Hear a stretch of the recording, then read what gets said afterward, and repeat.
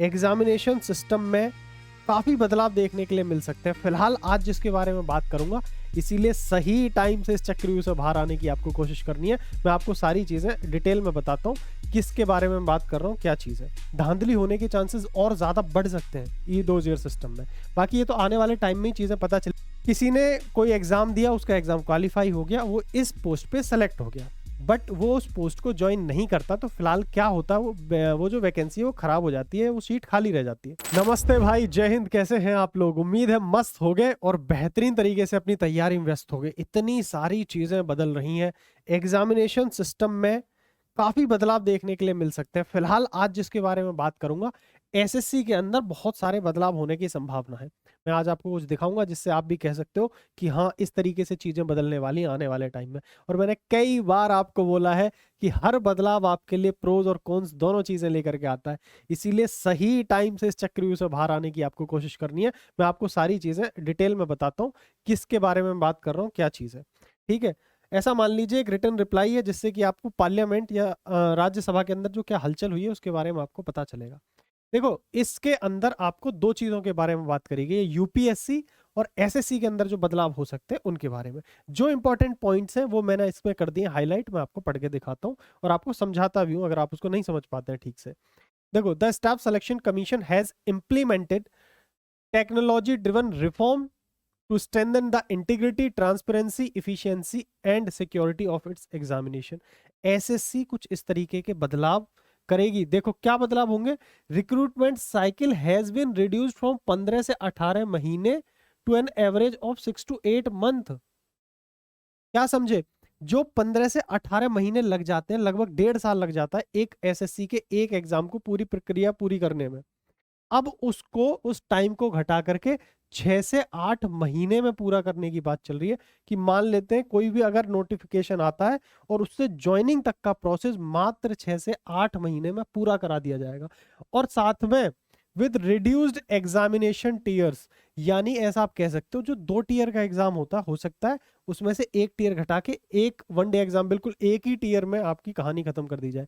जैसे मान लेते हैं यूपी पुलिस वगैरह के अगर आपने स्टेट एग्जाम देखे होंगे तो वहां मैक्सिमम एग्जाम क्या होते हैं, एक टीयर के एग्जाम होते हैं, एक ही एग्जाम होता है और उसी से फाइनल सिलेक्शन हो जाता है। रेलवे में भी 2 टीयर होते हैं। ठीक है, अगर मैं बात करूं मेंस होता है या फिर प्री होता है, ऐसी सीजीएल की बात करूं प्री और मेंस होते हैं, तो हो सकता है आने वाले टाइम में आपको 2 एग्जाम की जगह सिर्फ एक एग्जाम देखने के लिए मिले, सिर्फ इसलिए ताकि वो जल्दी इस प्रोसेस को कंप्लीट कर सके। लेकिन अगर आप देखोगे तो कहीं ना कहीं इस चीज का फायदा ही है। क्या फायदा है कि जिस बच्चे ने अभी एग्जाम दिया, जब 6-8 महीने में एक प्रक्रिया पूरी हो जाएगी तो दूसरी प्रक्रिया भी, मतलब कहाँ तो आप 18 महीने लगा रहे हो, कहीं अगर आप 8-8 महीने का भी टाइम ले रहे हो तो 16 महीने में 2 बार एग्जाम हो जाएगा। समझ रहे हो? तो आपको उतने ही टाइम में 2 बार पेपर देने का मौका मिल सकता है। तो उस तरीके से देखा जाए तो ये एक अच्छा रिफॉर्म आप इसको कह सकते हो। कुछ अच्छे बदलाव इस तरीके से हो रहे हैं, लेकिन मुझे थोड़ी सी कुछ चीजें अजीब भी लग रही हैं। देखो, अगर मैं आपसे बात करूं, SSC has introduced a secure e dossier system for the tamper proof swift and secure digital document communication. मतलब एक तरीके से आप ये कह सकते हो जो डॉक्यूमेंट वेरिफिकेशन, डॉक्यूमेंट का जो पूरा मामला है उसके लिए एक अलग तरीके का ई डोजियर सिस्टम वो लेकर के आ रहे हैं।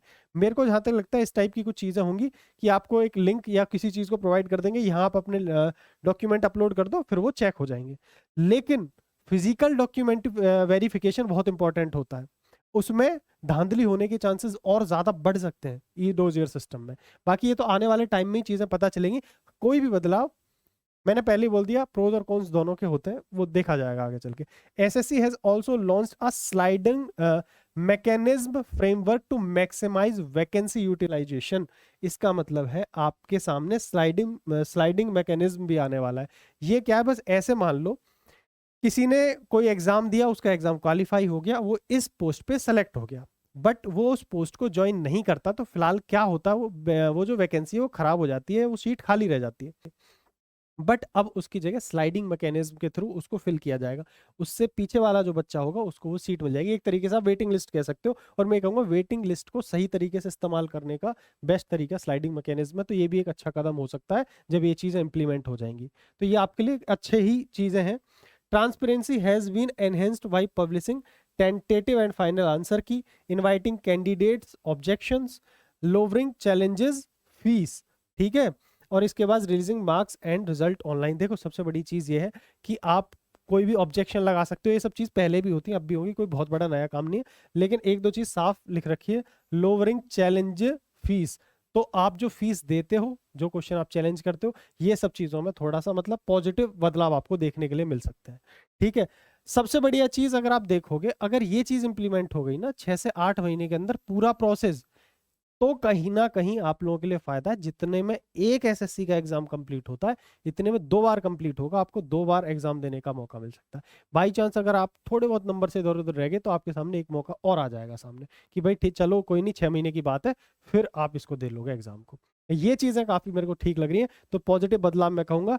बाकी आपको अच्छे से पता होगा, अगर आप यहाँ तक वीडियो देख रहे हो, तो इसका मतलब आप रियल एस्पिरेंट है, और रियल एस्पिरेंट के लिए एक खतरनाक अनाउंसमेंट रात 8 बजे मैं करने वाला हूँ।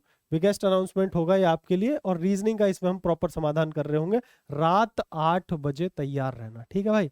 तब तक के लिए मस्त रहो, मुस्कुराते रहो, मिलते हैं अदर वीडियोस में। और हाँ, एक इंपॉर्टेंट चीज भाई, ये आपको अपडेट कई बार ऐसा हो सकता है, वैसे मैं हर वीडियो बना करके आपको अपडेट करता हूं, बट आप टेलीग्राम जरूर ज्वाइन करके रखो। कोई भी अपडेट, कैसा भी अपडेट होगा, स्केल अप सिलेक्शन टेलीग्राम पर आपको सबसे पहले और बेहतरीन तरीके से मिल जाएगा। इस टेलीग्राम को जरूर अपलोड ज्वाइन करके रखो, कैसा भी अपडेट जो आपके लिए इंपॉर्टेंट होगा वो यहाँ पर मिलेगा जरूर। ठीक है, चलिए तब तक के लिए टाटा बाय बाय, नमस्कार।